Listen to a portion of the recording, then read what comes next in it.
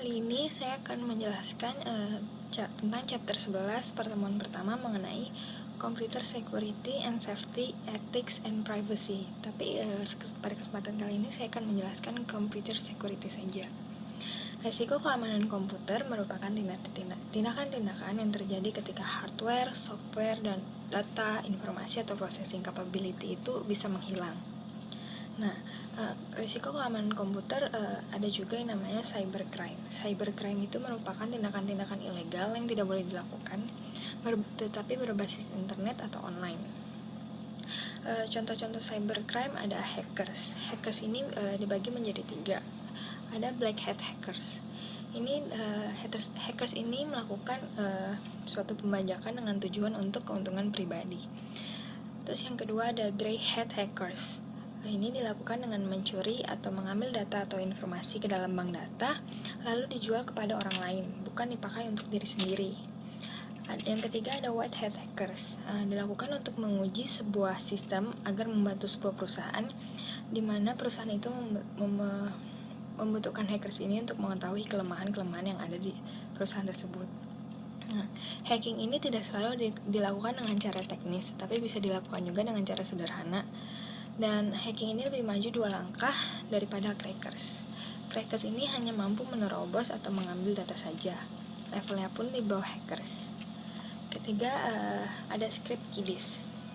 Script kiddies ini masih dalam tahapan belajar, di mana biasanya dilakukan dengan memberikan sebuah pesan berupa foto atau identitas diri ke dalam suatu jaringan. Lalu ada corporate spies. Ini dapat disewa oleh perusahaan jika itu dalam pihak internal, berarti tujuannya untuk mencari kelemahan data itu lalu diambil.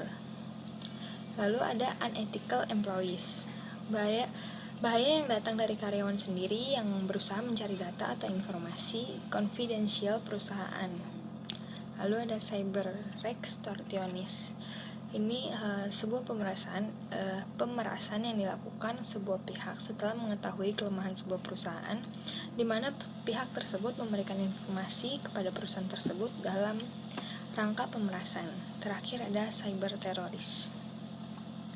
Contoh resiko keamanan komputer itu ada banyak, ada virus, penggunaan atau akses yang tidak diizinkan, lalu ada kegagalan sistem. Kegagalan sistem ini berupa tegangan listrik yang berubah secara tiba-tiba.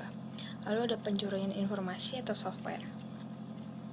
Nah, ketika informasi dipancarkan melalui jaringan, maka akan memiliki resiko tinggi dibandingkan kita menjaganya sendiri. Untuk mengatasinya, kita dapat melakukan penambahan security.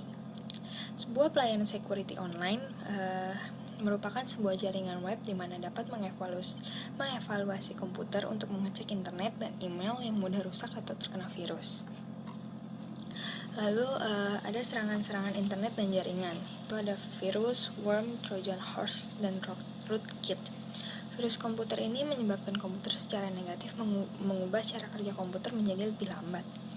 Virus juga dapat menyebar melalui pesan email, di mana dengan seseorang meletakkan virus dalam suatu dokumen atau pesan yang akan dikirimkan melalui email kepada orang lain, dan jika orang yang menerima tersebut membuka email tersebut, langsung komputernya akan otomatis terkena virus itu dan menyebar. Nah, berikut ada tips-tips agar terhindar dari virus komputer. Pertama, jangan pernah menyalakan komputer pada saat flash disk atau media removable lainnya sedang dicolok atau terpasang ke dalam komputer Anda. Kedua, jangan pernah membuka attachment email yang dianggap dari orang yang tidak Anda kenal. Yang ketiga, pastikan antivirus dalam komputer Anda berhasil diinstal. Keempat, pastikan semua file atau program yang di-download di-scan terlebih dahulu. Yang kelima, menginstal program firewall personal. Lalu ada worm. Worm ini sistem kerjanya dia menggandakan diri secara berulang-ulang kali dalam jumlah yang banyak, menggunakan sumber daya dan memungkinkan komputer untuk mati, dan jaringan tersebut juga mati. Lalu ada trojan horse, sebuah program berbahaya yang tersembunyi dalam komputer dan terlihat seperti program yang sah serta dapat memperlambat cara kerja komputer. Lalu ada rootkit, program yang tersembunyi di dalam komputer dan memungkinkan seseorang yang berada di lokasi terpencil untuk mengambil alih seluruh kendali. Nah, komputer yang terinfeksi seperti virus atau yang lainnya tadi memiliki gejala-gejala sebagai berikut. Pertama, sistem operasinya berjalan lebih lambat dari biasanya. Kapasitas memorinya berkurang juga dari yang seharusnya. Lalu file-file yang ada dalam komputer tersebut juga menjadi rusak. Yang keempat, ada menampilkan pesan atau gambar yang tidak biasa. Musik atau suara lainnya juga diputar secara tidak teratur atau acak. Program-program dan file-file yang ada menghilang dan tidak berjalan dengan baik. Dan program-program atau file-file yang tidak dikenal juga dapat muncul secara tiba-tiba. Lalu sistem properti dalam komputer juga menjadi berubah atau berbeda, berbeda dari yang biasanya dan seharusnya. Dan sistem operasinya juga tidak berjalan dan tidak dapat dijalankan sebagaimana seharusnya. Lalu ada botnet. Botnet ini adalah program yang biasa dijalankan sebuah server dan diinstalnya program jahat dan 24 jam dijalankan semua PC yang terkoneksi dengan internet yang tidak memiliki firewall tanpa sepengetahuan si pemilik gadget. Lalu ada denial of service attack atau DOS attack, suatu program yang dapat melawan distract atau pengganggu koneksi internet. Lalu ada backdoor, program yang menjalankan perintah-perintah jahat yang diinstal oleh user atau pengguna. Lalu ada spoofing. Spoofing ini adalah sebuah teknik penggangguan yang digunakan untuk membuat jaringan atau transmisi internet muncul secara sah. Nah, security ini dapat berupa firewall. Firewall ini merupakan sebuah hardware atau software yang memproteksi atau mendeteksi sumber jaringan dari sebuah intrusi. Firewall ini dapat berupa hardware saja atau software saja atau gabungan dari hardware dengan software. Sedangkan server ada hardware, ada software.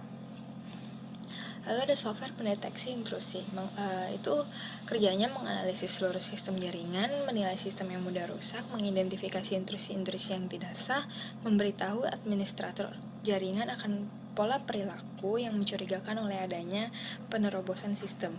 Lalu ada yang terakhir ada honeypot. Honeypot ini komputer yang mudah rusak yang tersedia yang dapat memikat si pengganggu untuk menerobosnya. Jadi sebagai pancingan atau semacamnya. Lalu yang kedua, cara kerjanya itu menilai sistem-sistem yang berbahaya. Sekian chapter 11 yang saya jelaskan. Terima kasih.